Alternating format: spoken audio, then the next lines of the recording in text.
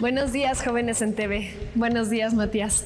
Ya es viernes y así como inicia este programa, inicia también el fin de semana. Los tiempos crecen, así como hemos crecido nosotros a lo largo de este ejercicio de reflexión y construcción de conocimiento. Buenos días, Pamela. Amigas y amigos, ha sido una experiencia que con el contexto de la pandemia ha resultado enriquecedora. Importante lo que estamos haciendo como sociedad para continuar con la educación y formación de nuestro país a través de la radio, televisión e internet. Así es, Matías, y creo que podemos seguir mejorando. Por eso les pedimos que nos manden todos sus comentarios a nuestras redes sociales. En Jóvenes en TV, por Instagram, Twitter y Facebook. Por lo pronto, la propuesta de este viernes tiene este toque de diversidad cultural, biológica de regiones. Hablaremos de esto y de qué habilidades se necesitan para enfrentar los conflictos, además de cómo está nuestra formación política. ¿Sabes quiénes son tus representantes locales? Aquí te damos una pista. La historia que durante esta semana nos movió de nuestro sitio nos hablará de la cultura de la paz. Ya era necesario. En Saberes Digitales, tecnologías asistivas, es decir, tecnologías que asisten y facilitan la vida, sobre todo de quienes tienen alguna discapacidad. Conoceremos mundo, músicas y cultura en comunicación y un capítulo histórico de esta ciudad, la Ciudad de México, que es la ciudad de todos los mexicanos. Esta es nuestra interesante propuesta para este viernes en Jóvenes en TV. ¡Comenzamos!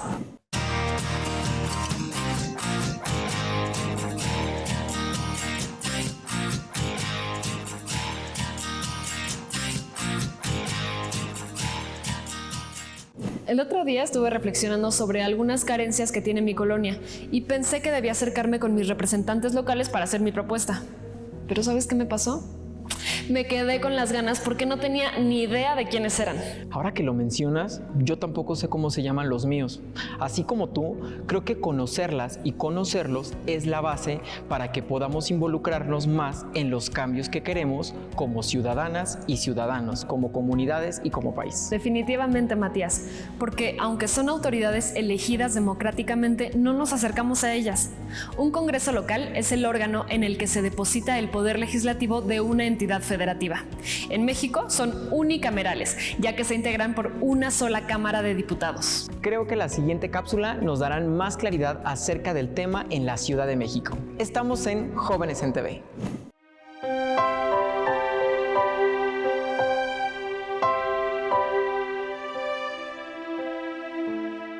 ¿Cuál es la ventaja de la fórmula uninominal? Que es muy clara, es transparente. La gente vota no solamente por un partido, sino por una persona con nombre y apellido. Es su ventaja. ¿Cuál es su desventaja? Que tiende a sobrerepresentar y a subrepresentar a las fuerzas políticas. Por eso, el legislador ideó 200 diputados de representación proporcional, que también son votados, y que se distribuyen precisamente con un criterio, como su nombre lo indica, de representación proporcional. Dependiendo el número de votos, de porcentaje de votos, así será el porcentaje de diputados. Con una cláusula, dice la Constitución, entre votos y escaños no puede haber una diferencia mayor del 8%. Es por eso que todos en México hemos oído que el reto de los partidos en las elecciones federales es obtener más del 42.2% de la votación. ¿Por qué? Porque si obtienen 42.2% de la votación, van a poder tener el 50.2% de los diputados, es decir, 251. Entonces yo creo que el sistema mixto es un buen sistema porque conjuga o puede conjugar las virtudes de ambos. Bien, primer paso. Ahora, siguiendo con lo que te platicaba de cómo conseguir recursos para mi comunidad, existen otros representantes en la Ciudad de México que son concejales, que trabajan de la mano con las alcaldías. ¡Qué responsabilidad tan grande! ¿A ti te gustaría formar parte? Porque puedes hacerlo. Nuestro sistema político permite que sean representantes de toda clase, además de contar con niveles de estudios y carreras distintas. Wow, pues no suena nada mal, ¿eh? Y así como estos son los representantes locales de la Ciudad de México, también existen muchos otros tipos de representantes, ya sean comunitarios ejidales o de agrupaciones. Están los regidores que vigilan que se cumplan los acuerdos y disposiciones del Cabildo. o los síndicos, que fungen como representantes jurídicos de los habitantes para cuidar el gasto. ¿Qué otros representantes conocen o tienen en su comunidad? Díganos en redes sociales cómo están organizados en el lugar donde viven y si participan activamente. En la Ciudad de México, los concejales cumplen prácticamente esas mismas funciones en las alcaldías: supervisar y evaluar las acciones de gobierno. Por ello, la forma de contactarlos es a través de las páginas de internet de las alcaldías, donde seguro encontrarán los teléfonos o correos para expresarles sus inquietudes. Continuamos.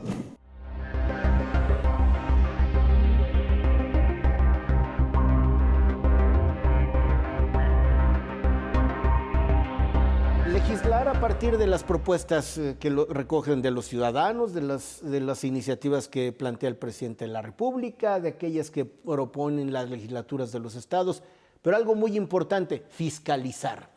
Es a la Cámara de Diputados a la que corresponde aprobar el presupuesto de egresos de la Federación, es decir, las asignaciones de dinero público que van a los gobiernos o incluso a algunos particulares.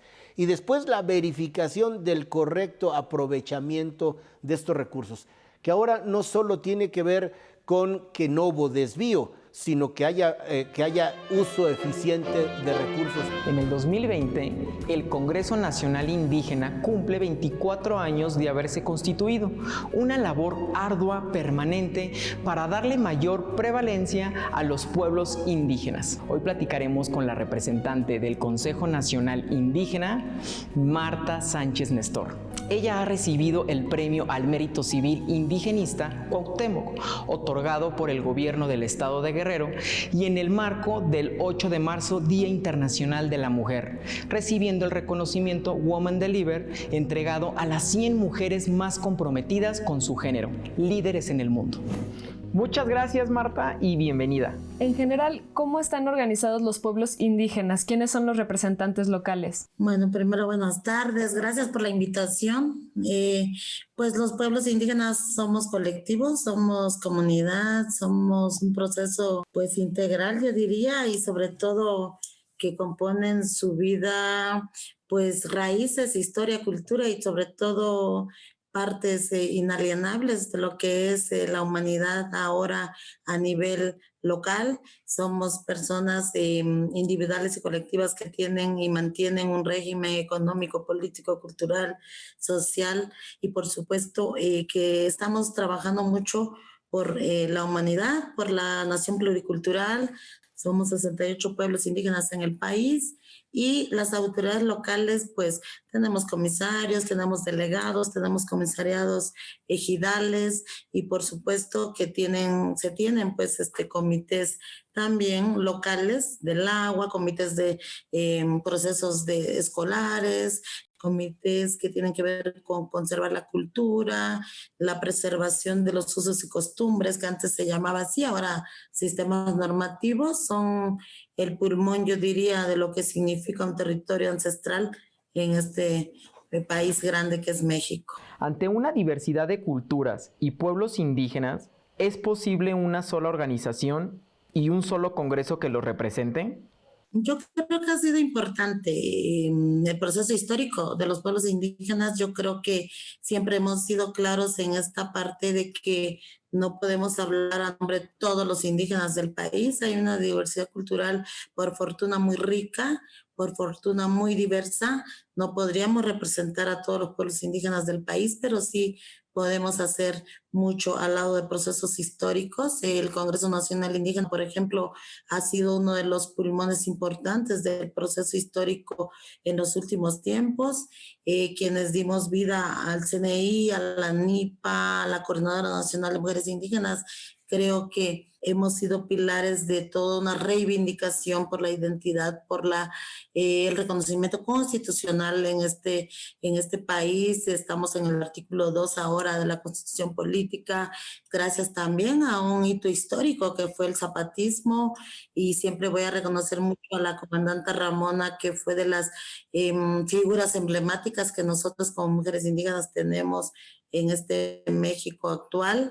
Y en esa ruta, pues también reivindicar la armonización local, El reconocimiento constitucional tiene mucho que ver con las políticas públicas, con los presupuestos, con la asignación también de obras, desarrollo, autodesarrollo, con el tema que tiene que ver el censo mismo del INEGI. Ustedes se acordarán mucho que antes en México se decía que habíamos 12 millones de personas indígenas. Ahora con el censo que se ha hecho recientemente, pues somos 25 millones. Es decir, pienso que el racismo y la discriminación se ha ido desmantelando, el prejuicio, también la reivindicación individual, colectiva, y sobre todo se han ido cambiando desde abajo, pues esas cosas que laceran mucho la dignidad humana, que tiene que ver mucho con las raíces diferentes, que tienen que ver con la desigualdad, que tienen que ver con una reivindicación no de privilegios, sino de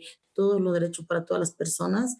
Y en esa ruta, pues México ahora se reivindica mucho más pluricultural, y yo creo que eso le da fortaleza a todo el país, no solo a los indígenas, sino a las personas que no se reivindican como indígenas, pero que tienen también mucho orgullo por estas raíces, por estas culturas, y que finalmente pues luchan por una vida digna para todas las personas del México actual.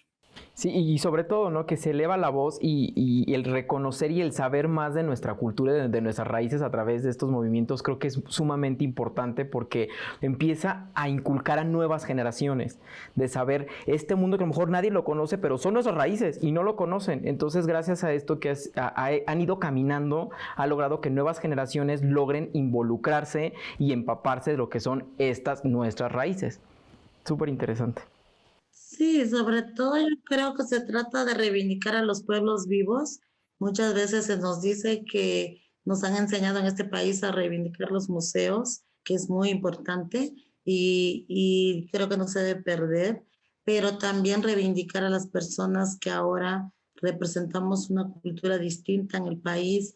El Instituto Nacional de Lenguas Indígenas, por ejemplo, es un paso importante en la reivindicación institucional en este país, políticas públicas distintas que tienen que ver con las diferentes culturas, que tienen que ver con la interpretación, traducción para el acceso a la justicia, a la salud, es decir, derechos humanos garantizados con ese enfoque intercultural que ahora se llama y se denomina así. Entonces, pienso que nos reeducamos como país. Hace algunos años di una entrevista en Jalisco y decía que México educaba para el racismo. Hoy podría decir que México también se reivindica para poder educar de forma distinta a la sociedad, donde todos y todas contemos para esos derechos humanos que consideramos vital, para esos derechos humanos que pues tienen que ser inalienable, imprescriptible, y que en esta ruta pues trabajamos mucho. Qué bueno, hay muchas personas trabajando así. Este mismo programa me parece interesante por eso, porque trata de revelar la realidad social que hay, la realidad cultural, y sobre todo ponerle al centro al país las raíces profundas que tiene. Mucha gente habla de Bonfil Batalla y dice, Bonfil Batalla dijo del México profundo, pero a la hora que tenemos que hablar de desmistificar el racismo, la discriminación, pues nos enfrentamos a propias cosas profundas de prejuicios que nos han enseñado desde las escuelas, desde las casas, desde la sociedad, y yo creo que nos hace cuestionarnos de quiénes somos, de dónde vamos, de dónde estamos, y sobre todo cómo construimos bases sólidas para esa igualdad de derechos para todas las diversidades en este país. Claro, Marta, qué importante escucharte decir que México se está reivindicando. Eso nos da mucha esperanza. ¿Podrías decirnos cuáles son los derechos de los pueblos indígenas? ¿Por qué existen consideraciones jurídicas y legales especiales para los pueblos indígenas? Y si este tipo de consideraciones no genera tratos diferentes, prerrogativas, privilegios o exclusiones. Sí, nosotros tenemos muy claro cuando hemos emprendido una lucha desde pues 1994 en mi caso. Los demás compañeros vienen desde mucho más atrás, que por cierto está por cumplirse pues un centenario más de esta lucha. El 12 de octubre, ustedes saben que en este país es reivindicado como el Día de la Raza, entre comillas, Sí. pero nosotros lo reivindicamos como el Día de la Dignidad y la Resistencia Indígena, y en esa ruta no son privilegios, son derechos específicos, son derechos también particulares, colectivos, humanos, que tienen que ver con una base social, una base comunitaria que no tiene que desaparecer en la medida que los pueblos indígenas cuidan los bosques, es en la medida en que los demás pueden respirar aire puro, que los demás pueden también cultivar distintas formas en la medida que los pueblos indígenas siguen tejiendo su telar, que siguen practicando la medicina tradicional, los demás pueden conocer otras realidades, otras formas de sanar su cuerpo, su alma, su espíritu. Y me parece que ahorita con el COVID, la pandemia sobre todo, ha quedado muy claro que la medicina tradicional es una alternativa preventiva a esta situación que hoy enfrentamos y que es lamentable.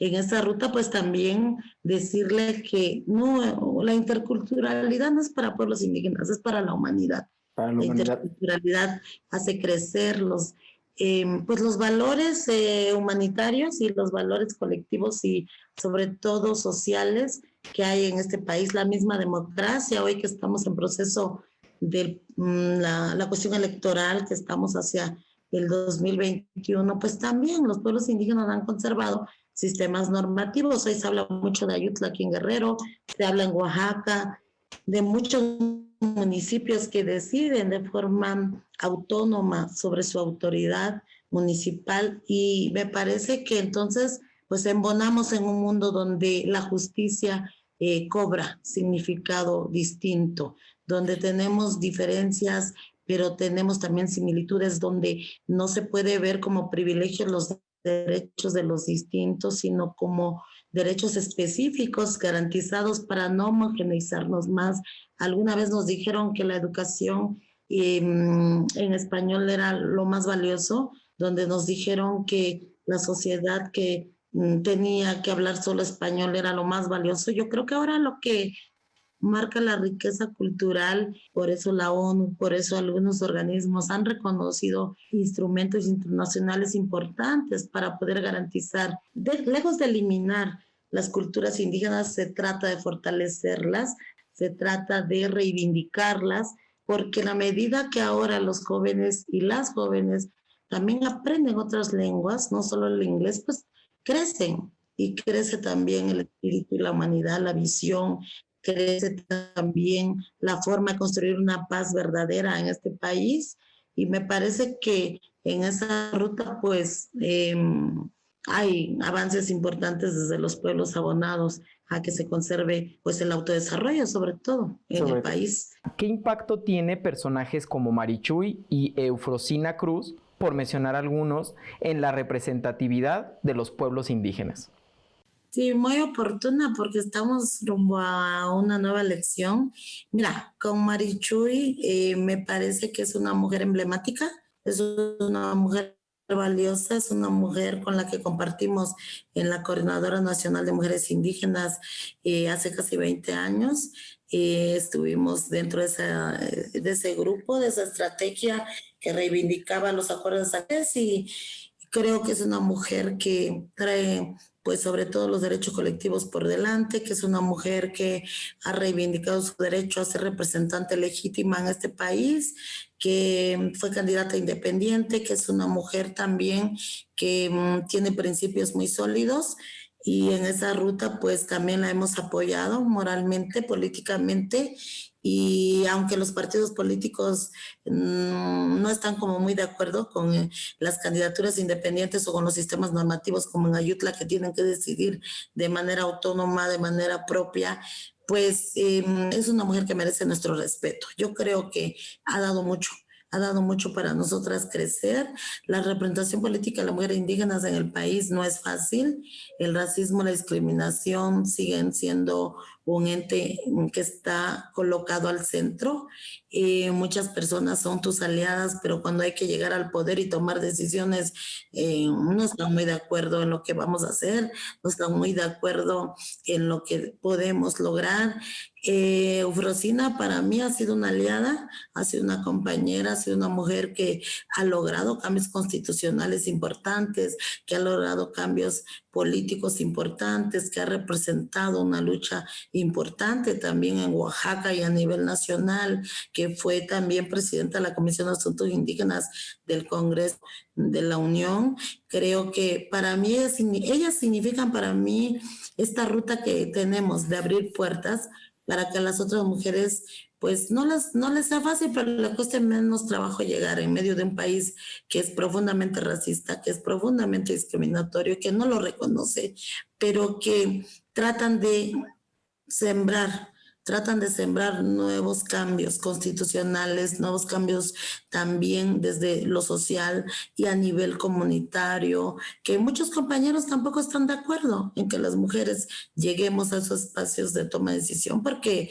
pues siempre se ha acostumbrado que el poder es hecho para los hombres, el poder político, el poder de liderazgo, y me parece que es hora de compartir, que hay que redistribuir los espacios de toma de decisión. Entonces, para mí, mis dos compañeras hermanas indígenas, pues mi respeto para ellas, lo que han sembrado junto a Valentina, junto a Inés, junto a muchas otras mujeres, pues un nuevo tiempo para las mujeres, una nueva ruta para llegar a esos espacios de toma de decisión en la nación, no solamente en la comunidad. Y pues no nos queda más que aliarnos, que eso es un reto también muy fuerte que tenemos las indígenas, de aliarnos en la diversidad, de hacer una sola fuerza, de poder diferenciar. Ustedes saben que ahorita que se discutió mucho sobre el tema de CONAPRED, de quién va a ser la titular de CONAPRED, formamos el Frente Plural de las Mujeres Indígenas, pues también tratamos de lo más éticas posibles. En esta lucha yo creo que se trata de avanzar todas, se trata de poder lograr cambios estructurales, no solo alcanzar puestos individuales, y eso me parece que es como una motivación muy fuerte que nos mantiene unidas a través de la diversidad cultural. Sí, yo creo que una súper motivación. Sí, es importante escuchar esto. ¿Cuál consideras que es la vía para que los pueblos tengan la representación y la presencia suficiente para hacer llegar sus propuestas, demandas e iniciativas? Bueno, hay una reforma que se tiene en el país donde se habla de los 28 distritos electorales indígenas, donde tendríamos que ser 28 diputados y diputadas del Congreso de la Unión, de 500 que existen o 550, y eso no se ha cumplido. Yo creo que sigue siendo un reto el tema de los partidos políticos, nombrar a indígenas en esos 28 distritos. Creo que una vía importante sería tener voz directa en el Congreso de la Unión. Creo que hasta ahora han sido menos de 15 diputados quienes se reivindican indígena, porque pues no se reivindican con una agenda colectiva, agenda indígena. Me parece que esa es una ruta. La segunda me parece que sigue siendo el participar desde los espacios institucionales también. Me parece que hay que interlocutar con el gobierno. Nosotros nunca hemos sido partidarios de romper el diálogo con el gobierno.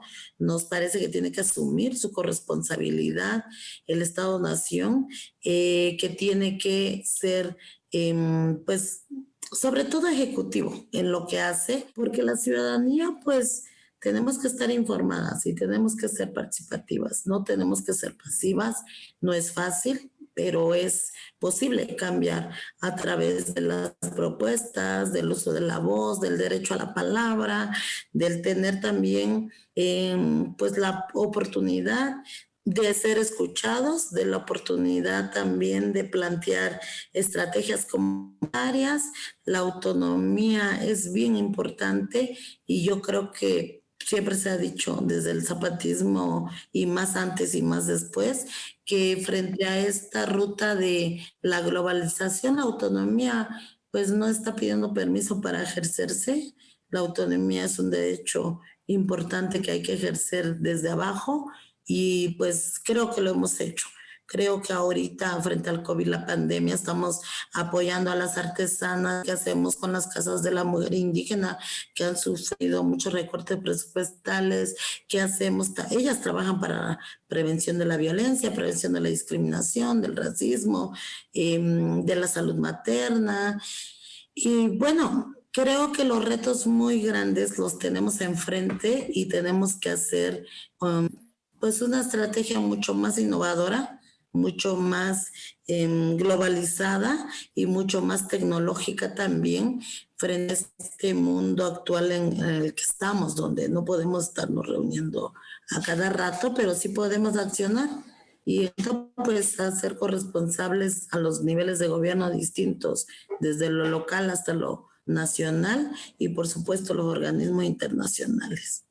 Marta, muchísimas gracias. De verdad que da mucho aliento escuchar que hay mujeres como tú peleando por los derechos de las comunidades indígenas y saber que llevan tan buen camino, ¿no? Que a pesar de lo difícil que es, juntas le hacen frente a cualquier reto.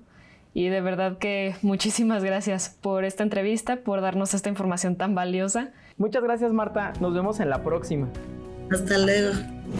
Manos a la obra. Ya sabemos cómo funciona nuestro sistema político y a quiénes debemos contactar si queremos tener una participación más activa. Sí, lo que hay que precisar para quienes nos ven en casa, ya que tuvimos un acercamiento con nuestros representantes locales, ellos deberán dirigir las iniciativas formalmente a los órganos correspondientes. Vigilar, observar, proponer y decidir. Son términos que deben ser recurrentes en nuestro pensar y cotidianidad como ciudadanos para no dejar toda la responsabilidad a quienes ejercen un cargo público. Conozcan quiénes son sus representantes locales, pero también quiénes son sus representantes federales. Totalmente de acuerdo. Y es por eso que les pido de nuevo que hagamos un ejercicio de conciencia sobre lo que falta en nuestras comunidades y que encontremos la forma de promover todo aquello que creamos vale la pena cambiar. Hasta aquí llegamos con el tema de nuestros representantes locales. Vamos a nuestro siguiente segmento, del barrio de San Juan a Pino Suárez. Acompáñennos.